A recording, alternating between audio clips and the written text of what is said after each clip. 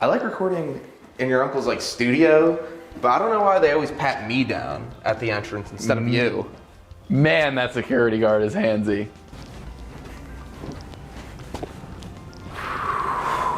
Another episode. Oh, what's this? To my dearest nephew, I'm so very glad you and your friend can utilize the basement of my luxurious television studio. Remember, everyone has to start somewhere. Maybe when I get back from my trip to the Amazon, we can talk about the succession plan for EPA TV. In the meantime, please use all of the resources I have in my dungeon. Is that from your great uncle?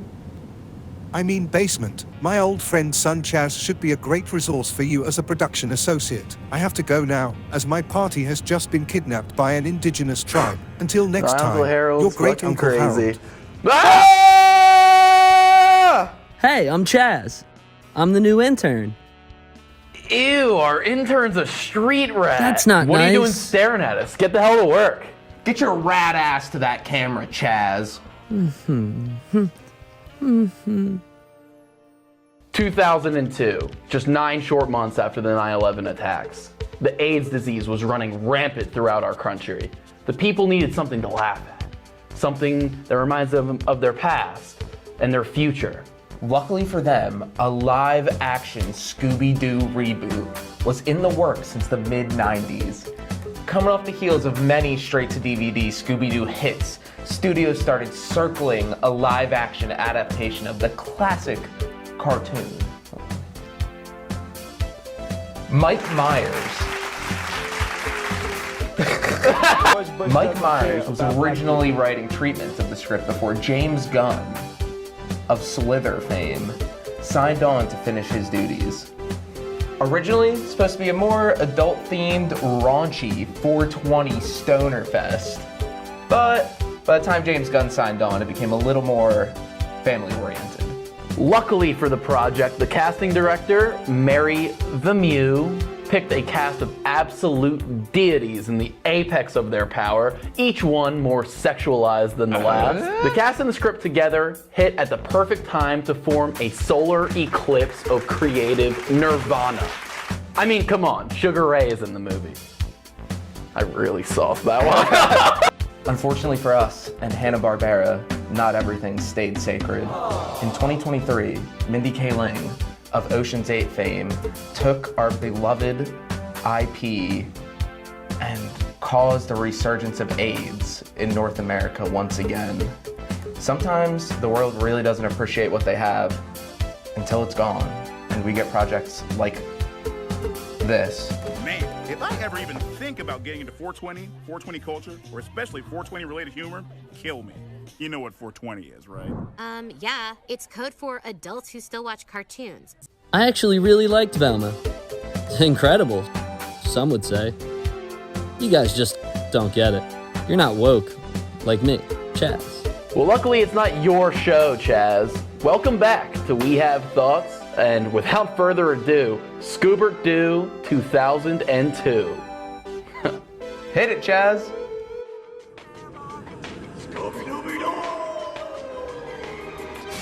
Were you a Scooby-Doo child?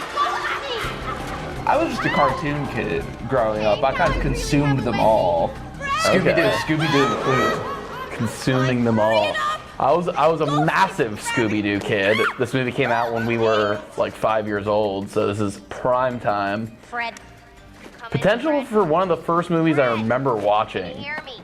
Fritz, you're here, Mills. The first movie that I have any recollection of seeing is Matthew Broderick's Inspector Gadget. Good flick. Yeah, reading about it, apparently the Henson Company was working on a puppet version for Scooby, and they eventually abandoned that for the fully CGI character, which many movies around this time did because of Jar Jar. But that's why I think this is interesting, because it ends the way an episode would end. Now here's how it's different. Now here's why it's a movie instead of just a TV movie. We should do like a frame-by-frame analysis of this. Of what, that person? This totally normal elderly woman? Why are you making a big deal about this? Yeah. Yeah, I'm sorry, my bad. Who is that? You're supposed to know who that is. Be kidding. No one is stupid enough. Why are they acting like I know what this is? Who's the ugly old broad?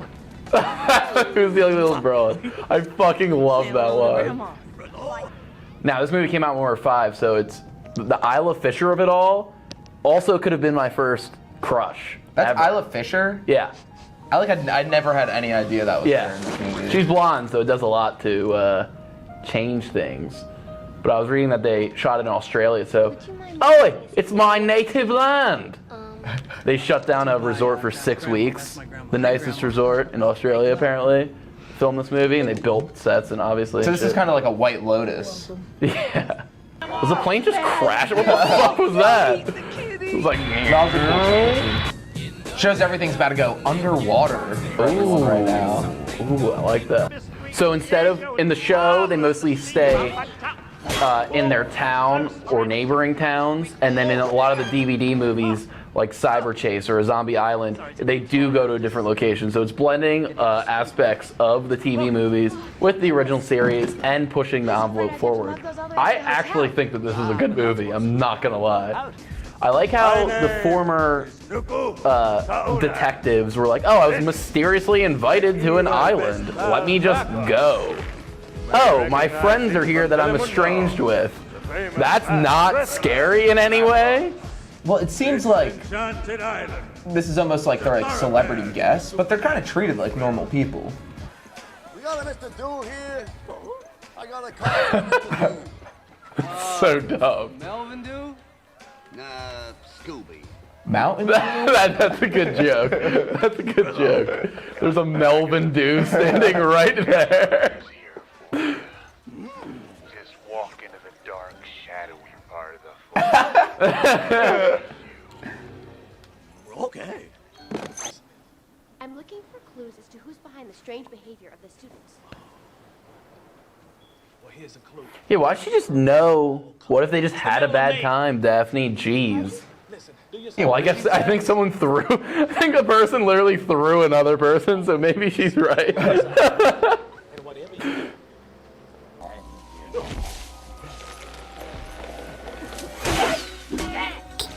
Chazz, not your hand. It's not food. You're gonna get spit all.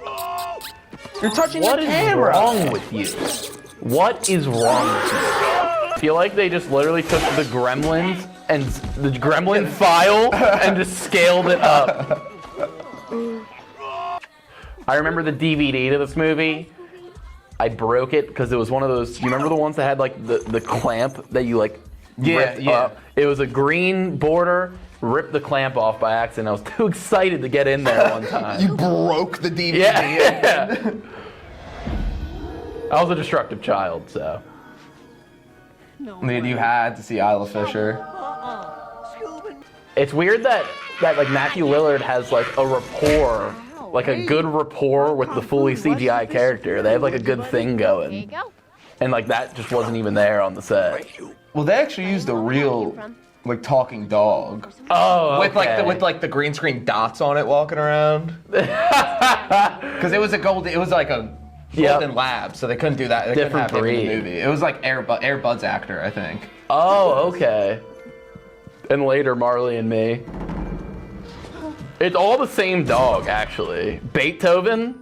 You think that there's an actual dog that looks like Beethoven? It's just one dog. People are so dumb sometimes. It's just one dog with a bunch of the CGI balls on it. And then when that one dies, which they actually did kill that dog for Marley and Me. An alien chest burst comes out as the new dog. Fred, They realize that when they come together, that's when things work. Yeah, because Velma sucks by herself. Shaggy's useless. Yeah. Fred just kind of wanders He's like a around. narcissistic celebrity. And honestly, it seems like Daphne is the only one who kind of knew what she was doing. But she was a little scared right there. Like, they definitely need to be together. What? Oh, nothing. I was always picked last for the teams. What a narc, dude. Like, they've known each other for so long. Velma and I will enter here to... You got a better plan, Fred? Yeah, why don't you just... It seems like there's enough time to just run through it. Yeah, they're just kind of standing still. Word. So Daphne is in the room where Obi-Wan gets taken in And Geonosis. Open spear. Or Obi-Wan and Geonosis, same thing. Are you challenging? This to me as a kid was like Citizen Kane. This scene. Rosebud.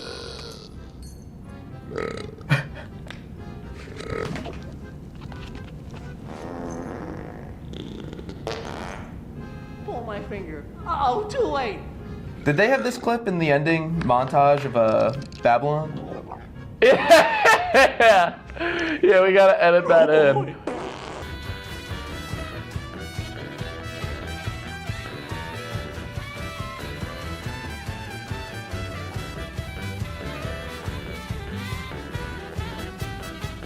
Balls. Kind of like they are today. That's actually pretty good shadow work from the CGI character. I will say that. I don't think it looks She was that the bad coolest girl in sometimes. Poolsville High. I'll protect you. He's got fisted, dude. That's hot. Hot? Did I just? I meant to say hype. Is that why we're watching this movie? Yeah, go back on the tape to what I just said. That's hot. That's hot. What did he say? That's hot. Who do you think fills their role or does it better?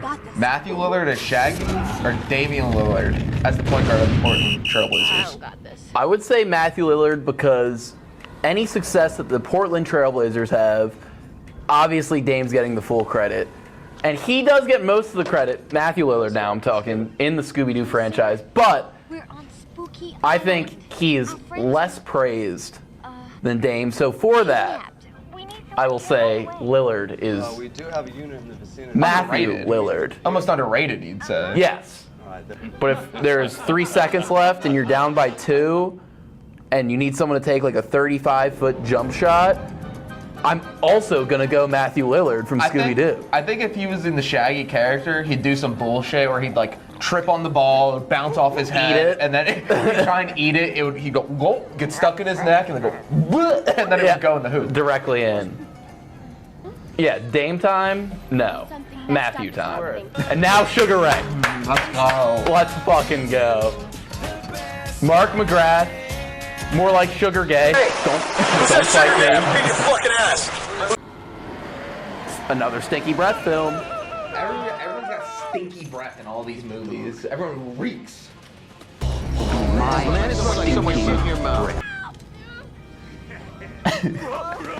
The Luchadora is pretty random. What is it? There's another movie where there's something exactly like that. Is it National Treasure? Where there's like a MacGuffin where it looks exactly like that. We'll get to that in the National Treasure episode. Maybe it's in Indiana Jones or something.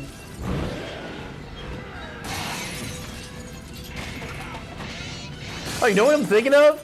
The fucking Yu-Gi-Oh necklace. Oh, that's exactly what that is. That's literally the Yu-Gi-Oh necklace. How is Scooby operating a fucking ATV all-terrain vehicle with paws? He's like matching the CGI character's like animated nature. Yeah, he's good. He's good in this.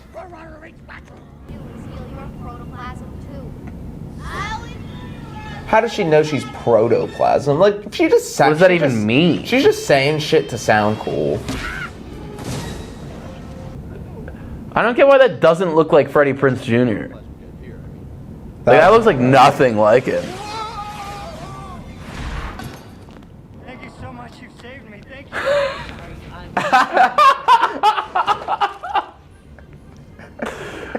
Look, that's just a good joke. You know what, George? You've been acting a little funny this whole movie too. Let me check. Let me check if you're in here real quick. No. There's no need to check. There's no need to check. Let's just keep watching the movie. We always do this. George? Can't believe I was a ghoul for the entire first hour of this episode. Did I say anything like weird or? I thought it was off when you knew the grandma was Scooby-Doo. Wait, who the hell are you?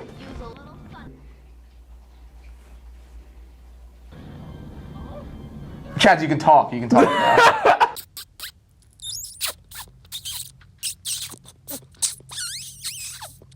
Get your fucking hand out of your mouth. Bro, that camera costs more than your entire life, Chazz. So how about you start respecting us and then we'll respect you. Jesus Christ. My uncle, Unky Harry said that he knew what he was doing. Said he went to NYU. Oh, I actually, that was a smudge. He said, I'm doing great. How about you? We're going to continue randomly changing bodies until... How does Velma, like, this isn't real. Yeah, this isn't like a science she could have studied. If this was happening to them at this time, it would be the first time this is happening to anyone ever. How the fuck would she know what is happening? How'd she... A lot of protoplasm being swapped around here. I feel like the casting for this guy is a little off. I don't know. I feel like... He seems too normal. Why do they let him exist on this island? Just right off the resort. And he's like a good guy. You think Mr. Bean or whoever is like in charge of this operation would like kick him out or turn him into a fool? it's a writing tool, like the guy that tells the Nicolas Cage that the needle's in the fire truck in the boneyard. He's telling them the information that that James Gunn needed the characters to know in this situation.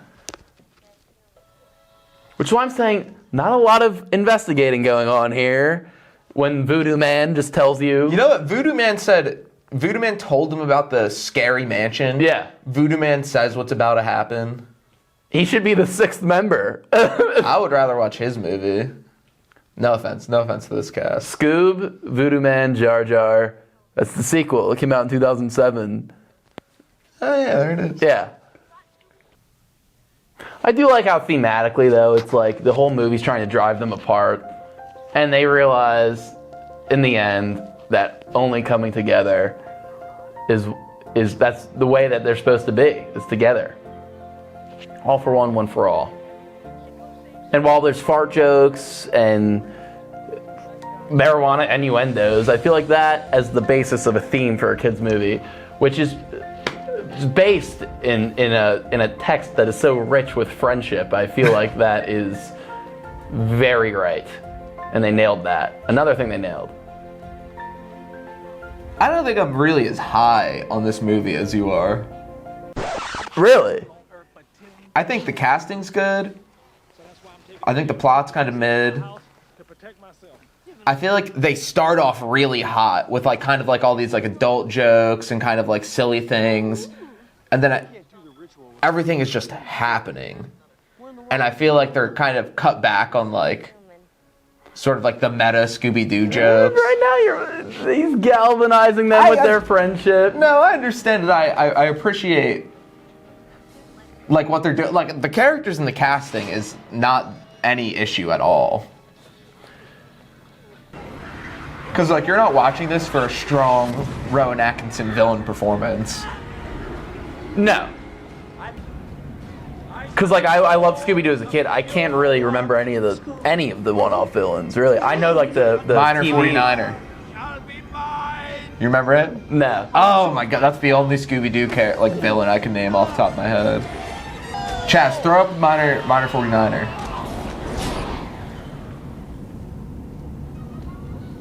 And it's just a picture of you.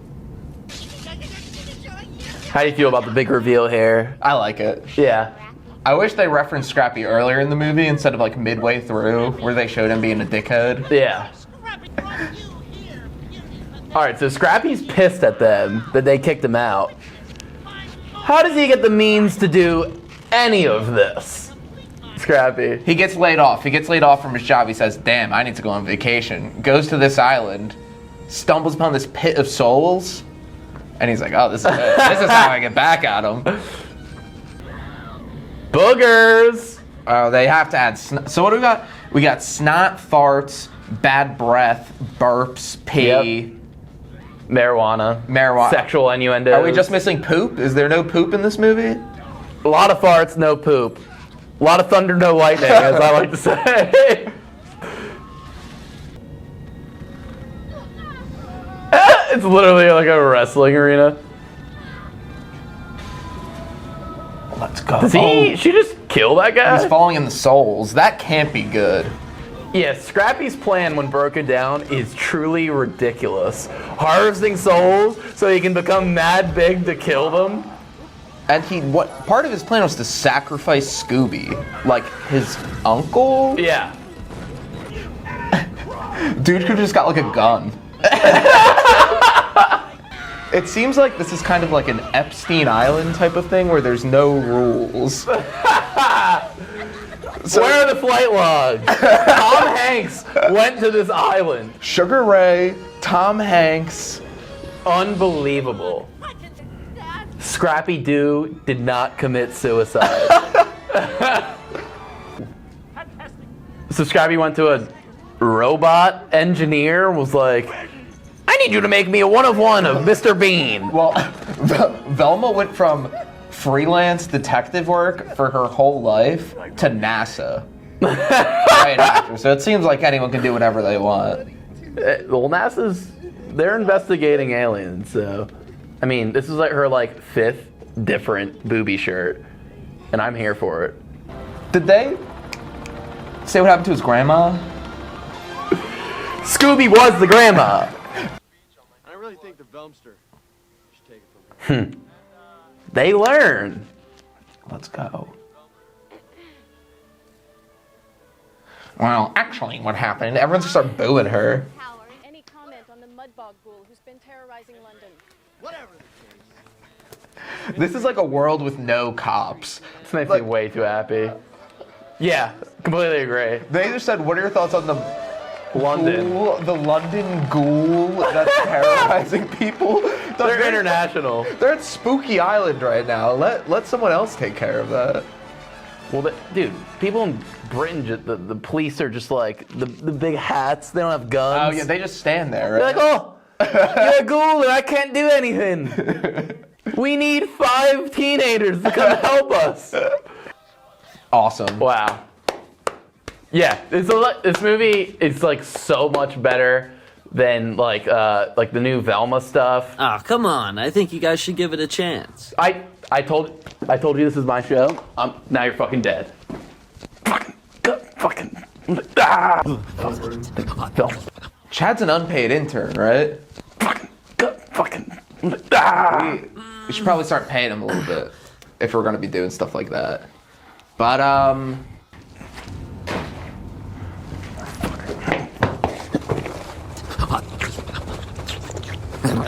right, we're gonna go take care of that. Thanks again to George's uncle for letting us down here, and we'll see you guys soon.